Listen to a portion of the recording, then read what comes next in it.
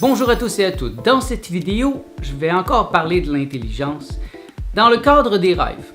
Parce que il me semble évident que plus une personne est intelligente, plus elle est capable de faire travailler ses rêves pour elle-même. Donc, puisque ça vous intéresse, demeurez à l'écoute.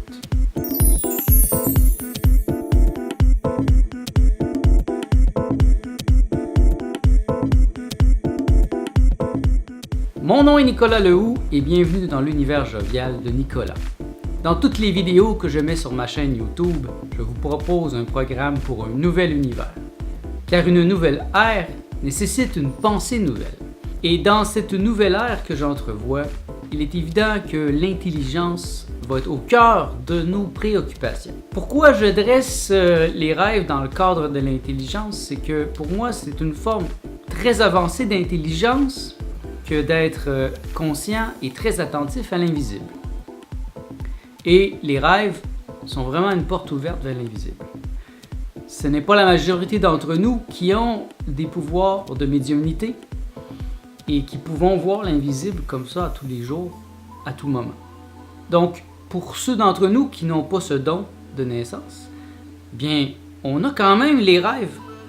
Et j'ai remarqué qu'il se passe beaucoup de choses dans le monde des rêves. Cette vidéo n'est pas exhaustive au niveau de tout ce qu'il y a à propos des rêves. Non, j'ai simplement regardé dans ma bibliothèque et j'ai pris les livres qui sont là. Et je vais vous présenter les quelques livres que j'ai. Il y en a beaucoup d'autres sur le sujet. Mais déjà avec ça, vous allez avoir un bon point de départ. Donc si vous voulez comprendre et faire travailler vos rêves pour vous, c'est évident que la base, c'est Freud. Hein? Donc, le rêve et son interprétation. Sigmund Freud est vraiment un des pères de l'interprétation des rêves. Et pour vraiment comprendre vos rêves, il faut commencer par là, parce que il est incontournable. Et ça va vous donner déjà beaucoup de clés. Moi, je ne suis pas amateur de Sigmund Freud.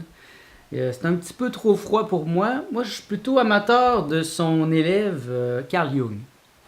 Un des grands livres sur le sujet, c'est Man and His Symbols. L'homme et ses symboles. C'est un livre incontournable dans le domaine des rêves parce que Sigmund Freud a beaucoup pensé à ce sujet.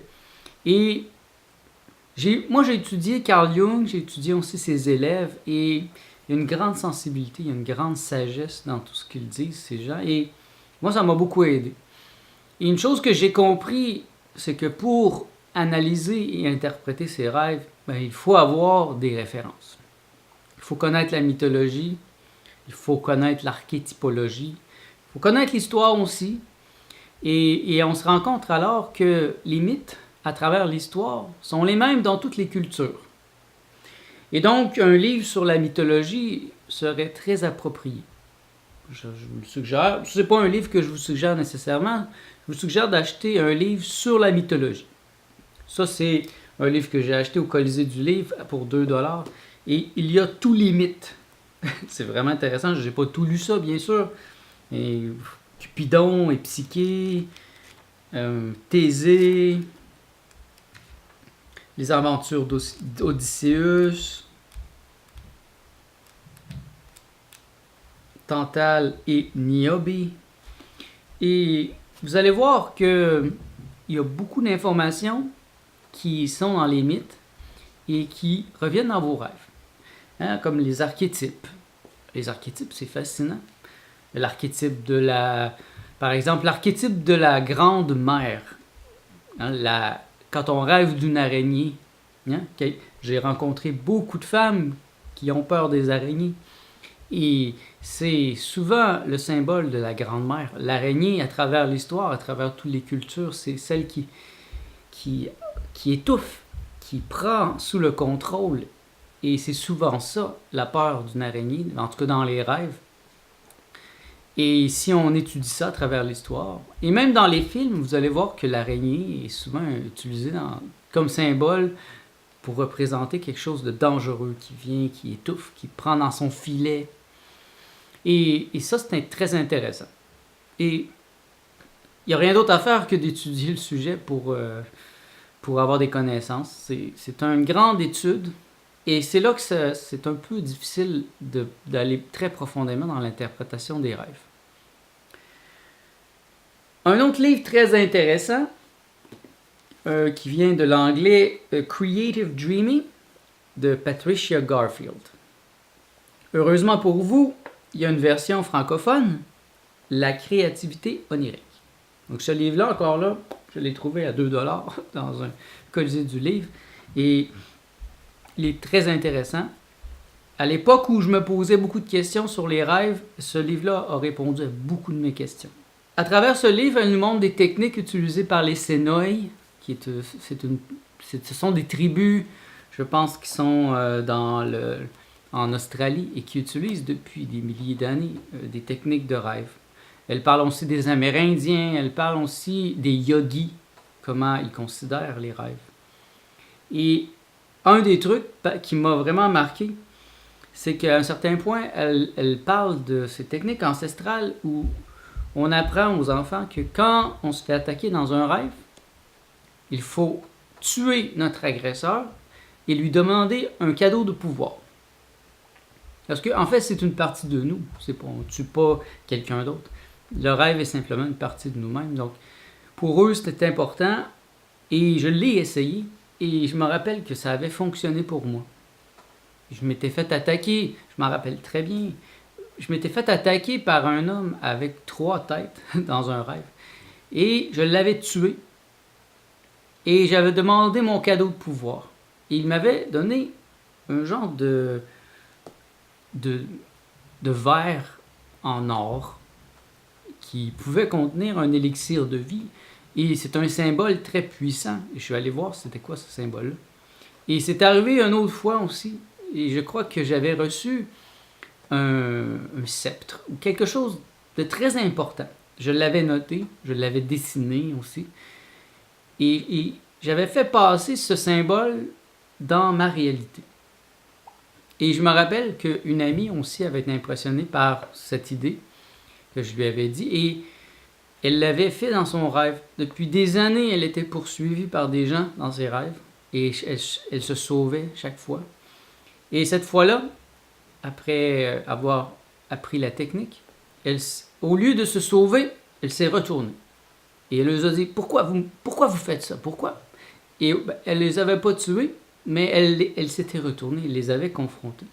Et à partir de ce jour, ça l'a arrêté. Elle ne s'est plus fait poursuivre de cette manière. Elle avait résolu le problème. Et les rêves sont là pour nous parler. C'est une manière que notre être prend pour nous parler, pour nous dire les vraies choses. Et si on n'est pas à l'écoute, les rêves vont revenir.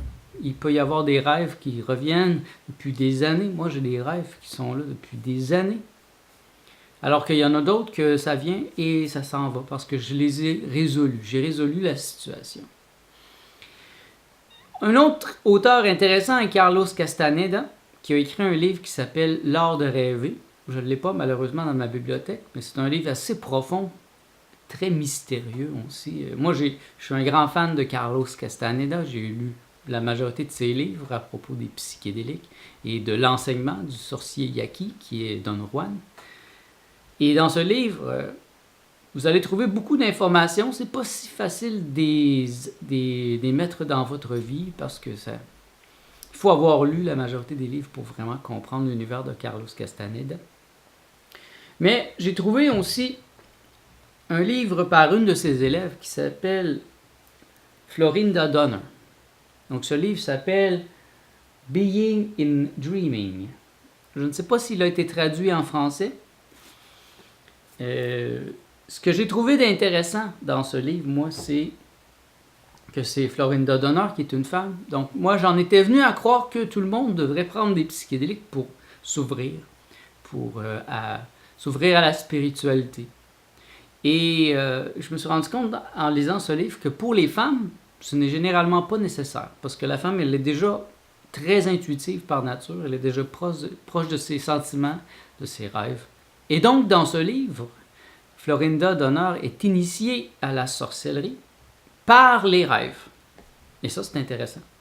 Parce que, pour ceux qui connaissent Carlos Castaneda, savent que lui, par contre, il a utilisé les psychédéliques, le peyote, la datura, le champignon magique. Et ça l'a craqué son mental parce qu'il était extrêmement rationnel, tout comme moi. Et après, il a pu travailler au niveau des rêves. Alors que Florinda a commencé directement au niveau des rêves. Et ce livre est fascinant. Encore là, c'est mystérieux parce que c'est un univers mystérieux. C'est pas psychanalytique comme Carl Jung ou vraiment technique comme Patricia Garfield. Non, c'est quelque chose de magique. Et la magie est importante dans ce livre-là. Et moi, je vous le suggère, si vous le trouvez, vous allez trouver ça très intéressant. Deux livres que j'ai pas en forme de livre, mais que j'avais trouvé vraiment intéressants aussi parce que je faisais beaucoup de rêves lucides il y a une dizaine d'années après mes expériences mystiques. Et je me disais comment je peux faire pour me réveiller dans mes rêves. Et j'avais trouvé deux livres intéressants. Il y en a un qui s'appelle Dream Yoga and the Practice of Natural Light par Namkai Norbu. Je l'ai juste en photocopie. J'avais pas beaucoup d'argent à cette époque-là, donc j'avais fait des photocopies. Et The Tibetan Yoga of Dream and Sleep par Tenzin Wingyal Rinpoche. Encore là, c'est des photocopies. C'était l'époque des photocopies pour moi. Et ce livre m'a beaucoup marqué. Et c'est une technique de yoga de rêve. Donc, c'est des étapes à faire pendant que vous dormez afin de développer votre conscience, d'être plus attentif. Et je peux vous dire que la première fois que j'ai fait cette technique, j'ai eu des expériences de lumière blanche. C'était incroyable. C'est comme vraiment la première fois que je l'ai essayé, ça l'a fonctionné. Après ça m'a pris des mois avant que ça fonctionne. Mais il y avait l'effet surprise probablement, ou on dit la chance du débutant. Je me rappelle cette première nuit, j'avais essayé les positions et là, j'avais eu des expériences de lumière blanche toute la nuit. Des lumière blanche, lumière blanche. Un peu comme si je traversais à travers des tunnels de lumière blanche. Incroyable. Et ça vient avec une extase. Donc, j'étais extatique à ce moment-là. C'était vraiment merveilleux. Mais mes réflexions, à un certain point, ont progressé et je me suis rendu compte que c'était peut-être pas le meilleur pour moi de commencer à faire des rêves lucides, d'avoir des techniques pour me réveiller dans mes rêves. C'était un peu trop actif, un peu trop américain. Et j'avais bien aimé l'aspect du yogi qui est déjà en état d'éveil. Donc, pour lui, le rêve, il s'est déjà éveillé du rêve de la réalité. Donc, les rêves font partie du rêve de la réalité. Alors, lorsque le yogi médite toute la journée, et même lorsqu'il dort, il va regarder la réalité sans y prendre part. Il est un observateur. Et c'est à ce moment-là que j'ai arrêté de faire des techniques pour faire des rêves lucides. Et j'ai plutôt trouvé un autre livre vraiment intéressant. En anglais, ça s'appelle The Dream Makers. Et heureusement, il existe en français. Très difficile à trouver en français par contre, mais il existe quand même. Il s'appelle Les Maîtres Rêveurs. C'est un livre qui a remis en question ma conception des rêves, vraiment. Ces gens-là, c'est Richard Corrière et Joseph Hart, en sont venus à la conclusion que l'interprétation des rêves amène toujours plus d'interprétation. Et c'est un cycle sans fin. Et ça prend des connaissances incroyables au niveau de la mythologie, de l'archétypologie, où ça prend un psychanalyste, et finalement, ça ne finit jamais. Et ça reste toujours symbolique. Et ils ont trouvé une technique qui permet de rendre les rêves non symboliques, réels, faciles à comprendre. Et moi, je peux vous dire que ça a fonctionné. Ils ont une technique de 21 jours où là, ils vous posent des questions. On doit répondre à une question chaque jour, faire quelques exercices écrits. Et ça nous amène à prendre conscience, à agir aussi dans la réalité. Parce que les rêves sont juste une continuation de la réalité. Ils sont la continuation de notre journée d'avant, ou celle de la suivante, ou d'émotions qu'on n'a pas encore revécues, qu'on n'a pas encore ressenties vraiment. Et qu'est-ce que ça donne, ça? C'est que ça amène un rêve de percée. Le rêve de percée, c'est lorsque la réalité et le rêve font un. Donc, quand vous avez un rêve symbolique, ben, vous pouvez avoir par exemple des araignées qui vous montent dessus, être entouré par des léopards, des chiens, et là vous ne comprenez pas, c'est symbolique à fond, et il n'y a rien à comprendre, c'est complètement fou. Dans le rêve de percée, au contraire, tout est clair. Le rêve ressemble à votre réalité. Par exemple, vous allez être dans votre lit, ou vous allez être à votre travail avec votre employeur, dans une situation très réelle. Il n'y aura pas de symbole, c'est pas symbolique. Je vais vous donner des exemples. Il y a quelques années, quand je venais de découvrir les maîtres rêveurs, je fais un rêve.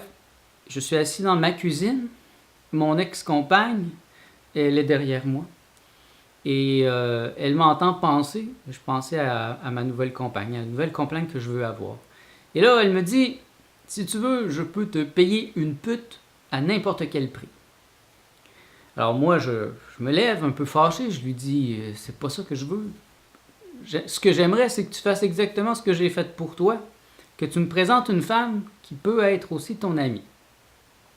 Parce que nous avions une relation ouverte à ce moment-là, et je lui avais présenté un de mes amis, avec qui elle est encore après 10 ans, ils ont un enfant même, donc ça a bien fonctionné. J'avais choisi cette personne parce que je savais que cette personne était aussi mon ami, que je pouvais être ami avec lui. Donc ce que je voulais, moi, c'était une femme qui pouvait être amie avec mon ex, mais à ce moment-là, elle demeurait encore avec moi, mais elle était en train de faire une transition vers son nouveau copain. Mais en même temps, elle était très possessive et très spirituelle. Donc, d'une certaine manière, elle ne voulait pas que j'aille d'autres femmes. Et elle bloquait spirituellement d'autres femmes qui venaient dans ma vie. Et là, j'ai compris qu'est-ce qui se passait. Donc, je l'ai appelé, je l'ai invité à venir chez moi avec son nouveau copain, mon ami. Et là, on l'a convaincu. Ça a été difficile. Au début, elle ne voulait rien entendre. Mais je lui ai dit, c'est ça mon rêve. Je lui ai expliqué la signification. Et lorsqu'elle est partie, elle m'a dit, OK, dans 24 heures, tu vas avoir ta nouvelle compagne. Et 24 heures plus tard, j'ai rencontré une femme avec qui je suis tombé amoureux. Et vraiment, c'est une personne très importante dans ma vie. Et ça, c'est le pouvoir du rêve. Un autre exemple, j'étais dans mon ancien appartement et ça faisait déjà 1 an que ma compagne voulait déménager. Elle ne se sentait pas bien là, mais moi, je ne sentais pas que c'était le temps de partir. Alors, je lui disais non, c'est pas le temps. Et une nuit, je fais un rêve. Je suis en bas. Moi, j'étais au 3e étage et j'étais au premier niveau. Le premier niveau, c'était comme un bar qui était ouvert 24 heures sur 24. Et je me doutais bien que c'était le crime organisé, que c'était des gens qui vendaient de la drogue. Donc, des gens dangereux. Et ça sentait pas bon au niveau énergétique. C'était pas très bon. Et là, j'étais là. Je suis sur place et je les entendais parler. Et là, c'était évident que c'était des gens dangereux. C'était le crime organisé. Et là, je retourne chez moi et je vomis. Et quand je me réveille, mon chat est en train de vomir pour de vrai. Et là, j'ai compris. Là, c'est le temps de déménager. On s'en va. Et ça a été très facile de déménager. Ça a pris 3 appartements qu'on a visités et tout de suite, on a trouvé celui dans lequel je vis présentement. Et je suis ici depuis 10 ans et je suis vraiment heureux. Et un exemple contraire, c'est une de mes amies qui restait à Mexico. Et là, elle devait déménager, elle s'était entendue avec son nouveau locataire. Et là, le matin même, avant son départ, elle fait un rêve où elle arrive dans l'appartement, il n'y a pas de place pour elle. Elle doit partir. C'était une femme très spirituelle. Et bien sûr, elle n'a pas écouté son esprit, elle n'a pas écouté son être, elle a écouté son mental. Son mental lui disait, ben non, t'as déjà engagé des gens, tout est prêt, on déménage. Alors qu'elle déménage, elle arrive là-bas, et une fois que les déménageurs sont partis, le locataire lui dit que finalement, le prix qu'il va lui charger, c'est le double. Alors, elle n'était pas capable de payer. Et elle a dû déménager. Elle est allée demeurer avec son ex chez sa mère. C'était vraiment une situation complètement aberrante. Mais ça, c'est un exemple négatif où elle a été avertie. Si elle avait été à l'écoute, ce qu'elle aurait pu faire, c'est d'appeler. Par exemple, l'appeler et dire combien vous me chargez? Est-ce qu'il y a encore une place pour moi? Elle aurait pu agir sur son rêve, mais elle ne connaissait pas le maître rêveur comme moi. Elle n'avait pas pris au sérieux cet aspect. Et c'est arrivé dans ma vie plusieurs fois où j'ai fait des rêves comme ça de percée et j'ai agi sur le rêve. Donc pour moi, ce n'est plus très important d'interpréter les rêves, bien que parfois je le fasse, parce que moi je note mes rêves, j'ai un petit cartable à côté de mon lit et je note mes rêves. J'y arrive pas à les noter à tous les jours, mais plusieurs jours par semaine, je peux noter 1 ou 2 rêves par nuit. Et c'est une belle référence quand je veux les étudier ou quand je me mets à faire le maître rêveur. Parce que à certains moments, là, je vais avoir plus de précision, donc je vais refaire les 21 jours du maître rêveur. Et encore dernièrement, j'ai eu un rêve de percée qui m'a indiqué quoi faire dans une certaine situation et ça m'a beaucoup aidé. Et je m'en rappelle encore parce que ça me guide, sinon je ne saurais pas quoi faire. Donc c'est ça. Il y a encore beaucoup d'autres livres sur les rêves. J'ai seulement prétendu vous montrer ce que j'ai déjà dans ma bibliothèque, ce qui est pas beaucoup parce que c'est pas le sujet principal de mon étude, mais quand même les rêves sont importants. Et si vous faites travailler vos rêves pour vous, bien, vous allez voir que ça va être beaucoup plus facile. Et c'est une grande forme d'intelligence. Donc pour moi, ça entre dans l'intelligence. Une intelligence qui serait intuitive, spirituelle, onirique. Une intelligence d'être à l'écoute de l'invisible parce que vos rêves vous disent quoi faire, quoi sentir. Ils complètent des sentiments. Si moi je pleure dans un rêve, eh bien c'est peut-être une situation qui devait, où je devais avoir une émotion de tristesse, mais que je n'ai pas vécue dans le monde du jour parce que je suis trop intellectuel, je suis trop masculin. Et mon rêve me fait exprimer cette émotion. Et aussi des rêves de percée. C'est ce que je vous souhaite le plus, les rêves de percée. Donc, tentez d'apprendre c'est quoi le maître rêveur. Ces livres sont tous très faciles à trouver. Je vais mettre des liens ici dans la description. Et je vous suggère d'en acheter le plus possible, de ceux que je vous suggère. Pour les autres, c'est selon ce que vous pensez, parce qu'il y a beaucoup de livres sur le sujet. C'est facile de se perdre aussi. Donc, voilà pour aujourd'hui, j'en reste là. Si vous avez des questions, des suggestions, n'hésitez pas à m'en faire part. Moi, ça va me faire plaisir d'y répondre si je peux y répondre. Mon nom est Nicolas Lehoux. Si vous avez aimé cette vidéo, ben donnez-moi un pouce, ça va aider d'autres gens à la trouver. Partagez-la dans vos réseaux sociaux. Inscrivez-vous à ma chaîne YouTube aussi afin de recevoir chaque semaine les notifications à propos des nouvelles vidéos que je vais y ajouter. Car en effet, chaque jeudi, j'ajoute une nouvelle vidéo sur ma chaîne YouTube. Je vous invite aussi à aller faire un petit tour sur mon autre chaîne qui s'appelle le vlog de Nicolas de Montréal.